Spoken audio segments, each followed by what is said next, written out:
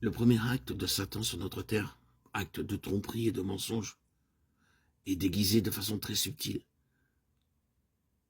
se trouve dans le livre de la Genèse, où nous voyons l'ennemi spéculer, faire appel aux désirs les plus élevés, les plus purs d'une créature innocente, telle que Ève, et ainsi revêtir le but de ruine qu'il poursuit d'un bien apparent.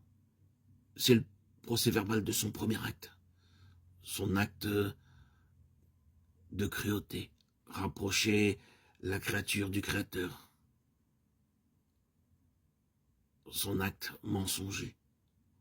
Nous voyons ainsi s'armer du désir qui pousse Ève vers Dieu pour l'éloigner de Dieu et faire d'elle sa captive, l'inverse des désirs et des aspirations de Ève.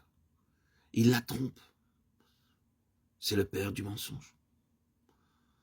Nous voyons Satan se servir du bien pour amener le mal, suggérer le mal comme moyen d'obtenir un bien supposé.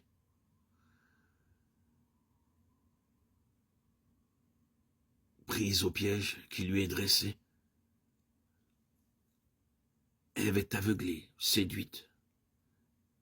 Elle veut croître dans la connaissance et devenir semblable à Dieu. 1 Timothée 11, 14. Et elle chute. Nous voyons donc par là que bonté et pureté ne garantissent pas l'enfant de Dieu contre les ruses de l'ennemi. Pour séduire le monde et l'Église, pour les induire en erreur, le diable agit toujours à couvert. Il se part généralement de quelqu'un ou de quelque chose qui a la prétention de rapprocher de Dieu et du bien. Voyez ce qu'il dit à Ève, vous serez comme des dieux. Mais il se garde de lui dire, et comme des démons.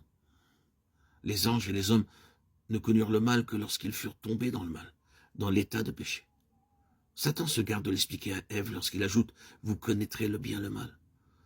Son véritable but, le but qu'il poursuit en séduisant Ève, c'est de l'amener à désobéir à Dieu. Mais celui qu'il lui propose, c'est d'être comme Dieu. Si Ève avait raisonné, elle aurait vu que les suggestions du tentateur se détruisaient elles-mêmes. En somme, elle se ramenait à ceci, désobéir à Dieu, pour être davantage comme Dieu. Le récit du jardin ne nous laisse pas supposer l'existence d'une monarchie organisée, d'êtres spirituels mauvais. Il y est seulement question d'un serpent. Et Dieu s'adresse au serpent comme à un être intelligent qui vient de séduire la femme de propos délibérés.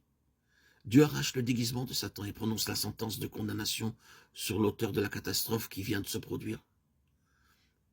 Une semence ou postérité de la femme brisera, écrasera la tête de l'être surnaturel qui avait pris la forme d'un serpent pour mener à bien son plan de destruction et de mort. Dès lors, le nom